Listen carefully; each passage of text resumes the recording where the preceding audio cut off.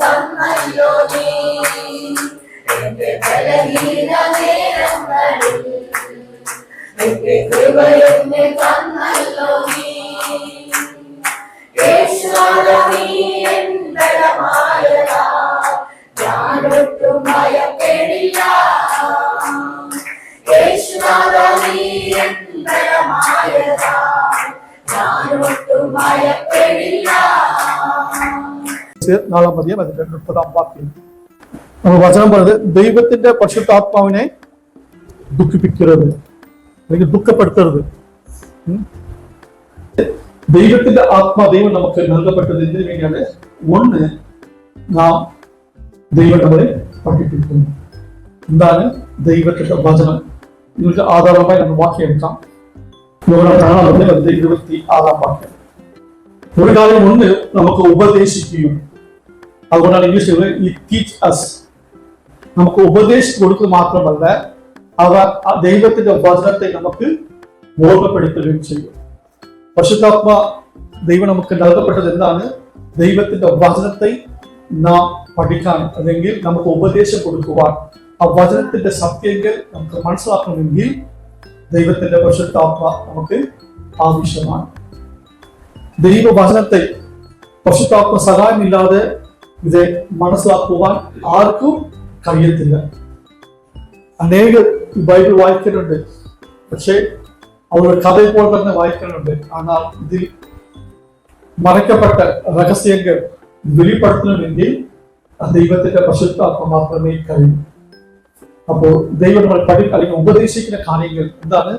ദൈവവചനത്തോടെ ദൈവം നമ്മളെ ഉപദേശിക്കുന്നുണ്ട്. 2, അവന്റെ വചനത്തെ നമുക്ക് ഓർമ്മപ്പെടുത്തുന്നു. ഉദാഹരണം പറയാം. നിങ്ങൾ വചനം, അതുകൊണ്ടാണ് നമ്മൾ എല്ലായ്പ്പോഴും പറയുന്നത് നിങ്ങൾ ചെയ്യണം, വചനം വായിക്കണം. അല്ലെങ്കിൽ വായിക്കാത്തത് അല്ലെങ്കിൽ പഠിക്കാൻ ഇല്ലാത്തത് ചെയ്യണം. ദൈവത്തിന്റെ വചനം കേൾക്കുക എന്ന് നമ്മൾ പിന്നെയും എടുത്തു പറഞ്ഞ കാര്യം എന്താണ്? ഈ വചനത്തോടെ ദൈവം നമ്മളോട് സംസാരിക്കുന്നു. ഇതിന്റെ പരിശുദ്ധാത്മ അവൻ നമ്മളെ എന്ത് ചെയ്യണം? അവൻ നമ്മളെ പഠിപ്പിക്കുന്നു. എന്താണ്? ദൈവത്തിന്റെ വചനം. ദൈവത്തിന്റെ വചനം നമ്മളെ പഠിപ്പിക്കുന്നത് മാത്രമല്ല, ആ വചനങ്ങളെ നമ്മളെ ഓർമ്മപ്പെടുത്തുന്നു. അടുത്ത കാര്യം, പരിശുദ്ധാത്മ അവൻ എന്താണ് ചെയ്യുന്നത്? പരിശുദ്ധാത്മ നമുക്ക് വേണ്ടി അവൻ എന്താ ചെയ്ത് അറിയാമോ? ആദ്യത്തെ കാര്യം പഠിപ്പിക്കുന്ന കാര്യം ഞാൻ പറഞ്ഞു. 2ാമത്തെ കാര്യം, അവൻ നമുക്ക് വേണ്ടി മധ്യസ്ഥ വഹിക്കുന്നുണ്ട്. പരിശുദ്ധാത്മ എന്താണ് ചെയ്യുന്നത്? നമുക്ക് വേണ്ടി അവൻ മധ്യസ്ഥ വഹിക്കുന്നുണ്ട്. നമുക്ക് വായിക്കാം. റോമർക്ക് എഴുതിയ ലേഖനം 8-ാം അധ്യായം അതിന്റെ 26-27. ഇങ്ങനെയാണ് അവൻ നമുക്ക് വേണ്ടി മധ്യസ്ഥ വഹിക്കുന്നത് എന്ന് നാം പറയുമ്പോൾ എന്താണ് ചെയ്യുന്നത്? നമുക്ക് എങ്ങനെ പ്രാർത്ഥിക്കണമെന്ന് അറിയത്തില്ലല്ലോ. വേണ്ടും പോലെ പ്രാർത്ഥിക്കേണ്ടത് എന്തെന്ന് നാം അറിയുന്നില്ലല്ലോ. ആത്മാവ് തന്നെ ഉച്ചരിച്ചു കൂടാതെ നരകങ്ങള പക്ഷപാതം നമുക്ക് വേണ്ടി പക്ഷപാതം ചെയ്യുന്നു. എന്താണ് ചെയ്യുന്നത്? നമുക്ക് വേണ്ടി നമുക്ക് എങ്ങനെ പ്രാർത്ഥിക്കണമെന്ന് നമുക്ക് അറിയത്തില്ലെങ്കിൽ നമുക്ക് പ്രാർത്ഥന പഠിപ്പിക്കുന്ന ആരാണ്? ആത്മാവാണ്. പക്ഷെ ഇത് നിങ്ങൾ ജീവിതത്തിൽ അനുഭവിക്കണമെങ്കിൽ നിങ്ങൾക്ക് ദൈവമായിട്ടുള്ള ബന്ധം ഉണ്ടെങ്കിൽ മാത്രമേ, നിങ്ങൾക്ക് പ്രാർത്ഥന അത്യാവശ്യമെന്ന് നിങ്ങൾക്ക് തോന്നിയാൽ മാത്രമേ പരിശുദ്ധാത്മ നിങ്ങളെ സഹായിക്കും. ഞാൻ വെറുതെ പോയി 1 മണിക്കൂർ പ്രാർത്ഥിച്ച് വരുന്ന കാര്യമില്ല. 1 മണിക്കൂർ പ്രാർത്ഥിക്കുന്നത് നല്ല കാര്യം തന്നെയാണ്, ഞാൻ കുറ്റം പറയുന്നത്. പക്ഷെ നിങ്ങൾ 1 മണിക്കൂർ പ്രാർത്ഥിക്കുന്ന പ്രാർത്ഥനയ്ക്ക് നിങ്ങൾ ദൈവശബ്ദം കേൾക്കണം. ഞാൻ പറഞ്ഞത് മനസ്സിലാണ്ടോ? നിങ്ങൾ പ്രാർത്ഥനയിൽ നമ്മൾ പലപ്പോഴും നമുക്ക് പ്രാർത്ഥിക്കുന്നതാണ്, നമ്മൾ പ്രാർത്ഥിച്ചിട്ട് നമ്മൾ മടങ്ങി വരും. അല്ല, നിങ്ങൾ പോയി പ്രാർത്ഥിക്കുക. എന്താ എന്ത് ചെയ്യണം? ദൈവശബ്ദം കേൾക്കണം. ദൈവശബ്ദം കേൾക്കുമ്പോൾ അവൻ നിങ്ങളോട് എന്താണ് പറയാൻ ആഗ്രഹിക്കുന്ന കാര്യങ്ങൾ നിങ്ങളോട് പറയും. നമ്മൾ എല്ലാ നാളും ദൈവം സംസാരിക്കും. എങ്ങനെയാണ്? ദൈവവചനത്തോടാണ് സംസാരിക്കുന്നത്. നമുക്ക് വേണ്ടി പരിശുദ്ധാത്മ അവൻ നമുക്ക് എങ്ങനെ പ്രാർത്ഥിക്കണം അറിയത്തില്ലെങ്കിൽ അവൻ നമ്മളെ സഹായിക്കുന്നുണ്ട്. നമുക്ക് വേണ്ടി അവർ എന്ത് ചെയ്യുന്നു? കർത്താവിന്റെ അടുക്കൽ പക്ഷപാതം ചെയ്യുന്നുണ്ട്. പക്ഷേ ഞാൻ ചോദിക്കട്ടെ, ദൈവം നമുക്ക് വേണ്ടി പ്രാർത്ഥിക്കാൻ പരിശുദ്ധാത്മ റെഡിയാണ്. നമ്മൾ ദൈവസന്നിധിയിൽ പ്രാർത്ഥിക്കുന്ന ആൾക്കാരാണ്. നമ്മൾ എപ്പോഴാണ് പ്രാർത്ഥിക്കുന്നത്? നമ്മുടെ എല്ലാ ജോലിയും കഴിഞ്ഞിട്ട് അപ്പോഴാണ് നമ്മൾ ദൈവത്തെ അന്വേഷിക്കുന്നത്. ശരിയാണോ? നമ്മളെല്ലാ തരം കഴിക്കാൻ നമ്മൾ ദൈവത്തെ അന്വേഷിക്കുന്നു. പക്ഷെ വചനത്തിൽ അതിരാവിലെ എന്നെ അന്വേഷിക്കുന്നവർ എന്നെ കണ്ടെത്തും. അതിരാവിലെ കർത്താവ് അന്വേഷിക്കുന്നില്ല, അവനെ കണ്ടെത്തും എന്ന് വചനം പറഞ്ഞത്. നമ്മൾ അതിരാവിലെ ദൈവത്തെ കണ്ടിട്ടുള്ളൂ. അതിരാവിലെ നമ്മൾ സുഖമാവും. ഞാൻ ഇയാളെ കുറ്റപ്പെടുത്തുന്നില്ല, ഇയാളെ തെറ്റാക്കി എടുക്കരുത്. ചിലപ്പോൾ നിങ്ങൾ രാത്രി താമസിച്ച് കിടക്കുന്നത് ആഗ്രഹിക്കാൻ പറ്റത്തില്ല. പക്ഷെ നമ്മുടെ ശീലങ്ങൾ മാറ്റണം. നേരത്തെ കിടക്കാൻ പറ്റും, അത്രയ്ക്ക് നേരത്തെ കിടക്കുന്നത് നിങ്ങളുടെ ശരീരത്തിന് നല്ലതാണ്. എന്നാൽ ഡോക്ടർമാർ പറയുന്നത് ഒരു മനുഷ്യൻ കുറഞ്ഞത് 8 മണിക്കൂറെങ്കിലും ഉറങ്ങിയിരിക്കണം. 8 മണിക്കൂർ ഉറക്കം ഇല്ലാതെ കൊണ്ടാണ് പലവിധമായ രോഗങ്ങൾ നമ്മുടെ ശരീരത്തിൽ വരുന്നത്. പ്രത്യേകിച്ച് ഡോക്ടർമാർ പറഞ്ഞത്, നിങ്ങൾ രാത്രിയിൽ ഈ മൊബൈൽ നോക്കരുത്. അതിന്റെ റേഡിയേഷൻ മുഖാന്തരം നിങ്ങളുടെ തലച്ചോറെ അതെന്ത് ചെയ്യും? നിങ്ങളുടെ ഉറക്കത്തെ കെടുക്കും. നിങ്ങൾക്ക് സുഖമായി ഉറങ്ങാൻ പറ്റത്തില്ല. അതുകൊണ്ട് മാക്സിമം നിങ്ങൾ ചെയ്യണം, രാത്രിയിൽ ഫോൺ നിങ്ങൾ ഉപേക്ഷിക്കണമെന്ന് പറയുന്നുണ്ട്. പക്ഷെ നമുക്ക് എന്താണ്, കിടക്കുമ്പോൾ നമുക്ക് ഒരു സ്വസ്ഥത, അപ്പോഴാണ് നമ്മൾ മൊബൈൽ എടുത്തുകൊണ്ട് നോക്കിക്കൊണ്ടിരുന്നത്. നമുക്ക് എല്ലാം അറിയാം, പക്ഷെ നമ്മൾ യാതൊന്നും അനുസരിക്കത്തില്ല. നമുക്ക് വചനം വചനം അറിയാം, നമ്മൾ വചനം കേൾക്കുന്നുണ്ട്, പക്ഷെ എത്രത്തോളം നാം അത് അനുസരിക്കുന്നുണ്ട്,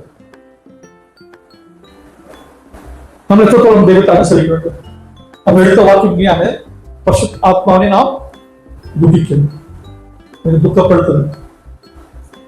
നേരത്തെ വാക്യത്തിൽ പല ബൈബിൾ ഇംഗ്ലീഷ് ട്രാൻസ്ലേഷനൊക്കെ പലതും പറയുന്നുണ്ട്. പക്ഷെ മലയാളത്തിൽ ഒറ്റ വാക്യത്തിൽ നിർത്തി, പരിശുദ്ധാത്മാവിനെ ദുഃഖിപ്പിക്കുന്നത്. ഇംഗ്ലീഷ് ട്രാൻസ്ലേഷൻ വായിക്കുമ്പോൾ പല വേർഷൻസ് ഇങ്ങനെ പറയുന്നുണ്ട്, നിങ്ങൾ ദൈവത്തെ വ്യസനപ്പെടുത്തരുത്, ദൈവാത്മാവ് നിങ്ങൾ വ്യസനപ്പെടുത്തരുത്, ദൈവാത്മാവ് നിങ്ങൾ സന്തോഷമില്ലാതെ അവനെ ദുഃഖപ്പെടുത്തുന്നത്. ഇങ്ങനെ പല വേർഷൻസ് ഇങ്ങനെ പറയുന്നുണ്ട്. പറഞ്ഞത് ദൈവാത്മാവ് നമുക്ക് നൽകപ്പെട്ടത് എന്തിനാണ്? ഒന്ന്, നമ്മൾ പഠിപ്പിക്കുകയും അല്ലെങ്കിൽ ഉപദേശിക്കുകയും അവന്റെ വചനം ഓർമ്മപ്പെടുത്തി ചെയ്യുമ്പോൾ. 2, അവൻ നമുക്ക് വേണ്ടി പക്ഷപാതം ചെയ്യുന്ന ദൈവമാണ്. പ്രാർത്ഥിക്കുക അതിനുള്ള എന്നെ കർത്താവ് എന്ത് ചെയ്യുന്നത്? പ്രാർത്ഥന പഠിപ്പിച്ച് കൊടുക്കുന്നുണ്ട്. പക്ഷെ എനിക്ക് ഇത് ചെയ്യണം, ദൈവമായിട്ടുള്ള ഒരു ബന്ധം ഉണ്ടെങ്കിൽ മാത്രമേ എനിക്ക് പ്രാർത്ഥിക്കാൻ കഴിയൂ. നമുക്ക് കുടുംബ പ്രാർത്ഥന ഉണ്ട്, ഓക്കെ. തനിപ്പെട്ട പ്രാർത്ഥന നാം എത്ര പേർ പ്രാർത്ഥിക്കുന്നുണ്ട്? ഇൻഡിവിജ്വൽ ആയിട്ട് ഞാൻ ദൈവസന്നിധിയിൽ പ്രാർത്ഥിക്കാൻ ഞാൻ ഇരിക്കുന്നുണ്ട്. എത്ര പേർ പറയാൻ പറ്റും ധൈര്യത്തോടെ? ഒരു തനിപ്പെട്ട പ്രാർത്ഥനയിൽ നിങ്ങൾ എത്ര സമയം ദൈവത്തോട് നിങ്ങൾ സംസാരിക്കുക? ആ പ്രാർത്ഥനയിൽ നിങ്ങൾ ദൈവത്തോട് നന്ദി പറയുന്നുണ്ടോ? നിങ്ങൾ നിങ്ങളുടെ ആവശ്യങ്ങൾ മാത്രം പറഞ്ഞിട്ട് എങ്ങനെയിട്ട് പോകണം? നിങ്ങൾ ചെയ്യുന്നത് എന്താണ്? നിങ്ങളുടെ പ്രാർത്ഥന ജീവിതം നിങ്ങൾ എങ്ങനെയാണ് നിങ്ങൾ പ്രാർത്ഥിക്കുന്നത്? ഓക്കെ, നിങ്ങൾ പറഞ്ഞതൊക്കെ നല്ല കാര്യമാണ്, സന്തോഷമാണ്. നിങ്ങൾ പറയുന്നത് പോലെ നിങ്ങൾ ചെയ്താൽ നിങ്ങൾക്ക് കൊള്ളാം.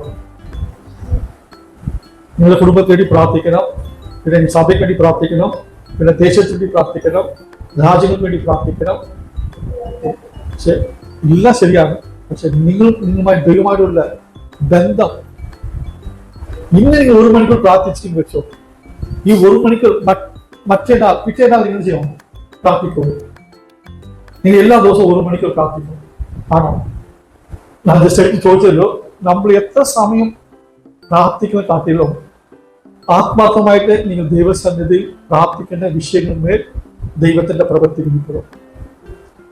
നമ്മൾ മനസ്സിലാക്കണം, എത്ര മണിക്കൂർ കാട്ടിലോ നമ്മളുടെ പ്രാർത്ഥനയ്ക്കായി നാം ഇരിക്കുമ്പോൾ നമ്മളുടെ ചിന്ത പ്രാർത്ഥന വിട്ട് മാറി പോകരുത്.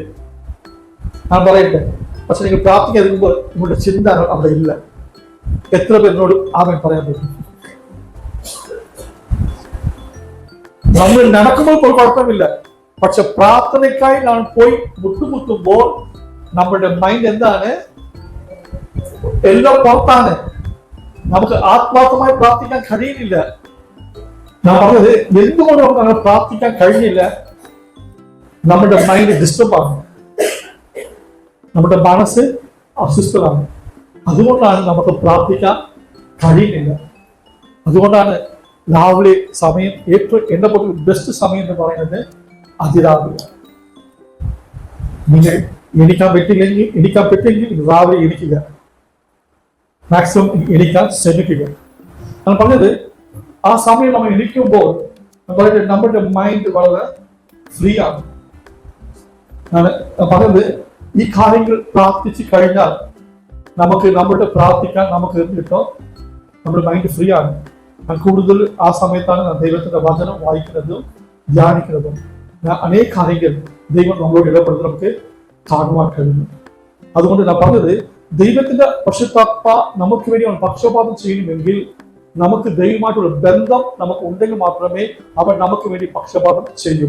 നമുക്ക് ദൈവമായിട്ടുള്ള ബന്ധം ഇല്ലെങ്കിൽ പ്രാർത്ഥനയിൽ ദൈവത്തിന്റെ പരിശുദ്ധാത്മ നമ്മളെ സഹായിക്കത്തില്ല. ഞാൻ പറഞ്ഞ മനസ്സിലാണല്ലോ. ദൈവാത്മ എന്റെ പ്രാർത്ഥനയിൽ സഹായിക്കണമെങ്കിൽ എനിക്ക് എന്ത് വേണം? എന്റെ ദൈവത്തോട് ഞാൻ പ്രാർത്ഥിക്കണോ എന്നും ചിന്ത വേണം. ഞാൻ മാറി നിന്ന് എന്റെ മൈൻഡ് ഫ്രീ ആയിട്ട്, മനസ്സ് ഫ്രീ ആക്കിയിട്ട് ഞാൻ ദൈവത്തോട് പ്രാർത്ഥിക്കണം. പക്ഷെ നമ്മൾ എങ്ങനെയാണ് പ്രാർത്ഥിക്കുന്നത്? നമുക്ക് മനസ്സ് ഉള്ള എന്താണ് പ്രതികൂലവും പ്രയാസവും അനേക കാര്യങ്ങൾ നമ്മൾ ഇതിൽ വെച്ചിട്ട് നമുക്ക് പോയി പ്രാർത്ഥിക്കാൻ പ്രാർത്ഥിക്കാൻ പറ്റത്തില്ല. നിങ്ങൾ വെറുതെ പ്രാർത്ഥന നിങ്ങൾ വിചാരിച്ച് പല കാര്യങ്ങൾ പറഞ്ഞിട്ട് വരും. എന്തുകൊണ്ടാണ്? ദൈവത്തിന്റെ സ്നേഹമോ ദൈവത്തിന്റെ ബന്ധമോ അതൊരു നിങ്ങളുടെ ജീവിതത്തിൽ പ്രാർത്ഥിക്കണമെന്ന ഒരു കടമയായി നിങ്ങൾ തീരുമാനിച്ചുകൊണ്ടാണ് നിങ്ങൾ ചെയ്യുന്നത്. ഞാൻ പറയുന്നത് ക്രിസ്ത്യ ജീവിതം ഒരിക്കലും ഒരു കടമയ്ക്കല്ല, അത് നിങ്ങളുടെ അവകാശമാണ്. നിങ്ങൾ ദൈവ സ്നേഹത്തിലാണ് ഇതൊക്കെ ചെയ്യേണ്ടത്. ദൈവ സ്നേഹത്തിൽ ചെയ്യുന്ന കാര്യം മാത്രമേ ദൈവം കേൾക്കും. നാം വെറുതെ പ്രാർത്ഥിക്കണമെന്ന് പ്രാർത്ഥിച്ചു വന്നാൽ അതുകൊണ്ട് എനിക്കൊരു ഗുണമില്ല. ഞാൻ പറഞ്ഞത് മനസ്സിലാക്കണോ? നിങ്ങൾ ചെയ്യേണ്ടത് ദൈവ സ്നേഹത്തിലാണ് ദൈവത്തോട് പ്രാർത്ഥിക്കേണ്ടത്. അപ്പൊ നിങ്ങൾക്ക് വേണ്ടി ജീവൻ നൽകിയത് ഓർക്കണം. നിങ്ങൾ അടിക്കാൻ വേണ്ടിയ സ്ഥലം അതല്ല, നിങ്ങൾ മരിക്കാൻ വേണ്ടിയ സ്ഥലത്താണ് ദൈവം മരിച്ചത് എന്ന് ഓർക്കണം. നമ്മൾ അടി ഏൽക്കേണ്ടതാണ്. നമ്മുടെ പാപത്തിന് വേണ്ടി അടി നമ്മൾ അടി നമുക്ക് കിട്ടേണ്ടതാണ്.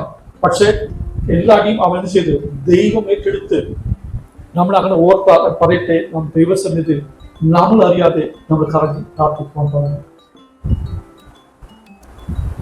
ഇത് ചെയ്ത ആരാണ്? ദൈവത്തിന്റെ പരിശുദ്ധാത്മാവാണ് നമ്മുടെ പ്രാർത്ഥനയിൽ സഹായിക്കുന്നത്.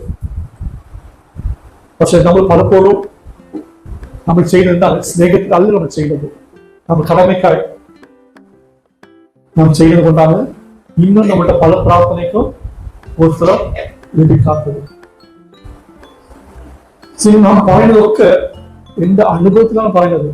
നമുക്ക് പ്രാർത്ഥിക്കാൻ പറ്റും, കടമയ്ക്കായി പ്രാർത്ഥിക്കാൻ പറ്റും, കടമയ്ക്കായി ഇത് ചെയ്യാൻ കഴിയും. അതുകൊണ്ട് എന്തില്ല, ഒരു പ്രയോജനവുമില്ല.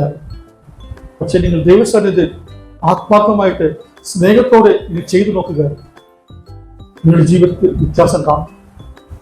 ദൈവത്തിന്റെ പ്രവൃത്തി കാണും. ദൈവം നിങ്ങളോട് സംസാരിക്കാൻ കാണുവാൻ കഴിയും. നാം ദൈവ സ്നേഹത്തിലാണ് നാം ചെയ്യേണ്ട കാര്യങ്ങൾ. പ്രാർത്ഥനയാകട്ടെ, ഏത് കാര്യം വന്നാലും ദൈവ സ്നേഹത്തിലാണ് ചെയ്യേണ്ടത്. എന്നാൽ നിങ്ങൾ നാനും ദൈവത്തിന്റെ മക്കളാണ്. ദൈവത്തിന്റെ പരിശുദ്ധാത്മയെ കുറിച്ച് അവൻ പഠിച്ചുകൊണ്ടിരുന്നതാണ്. അവൻ നമ്മളെ ആദ്യം ഉപദേശിക്കും, അവന്റെ വചനം ഓർമ്മപ്പെടുത്തും. രണ്ടാമത്തെ കാര്യം നോക്കിയത് അവൻ നമുക്കായി മധ്യസ്ഥ വഹിക്കുന്നതാണ്.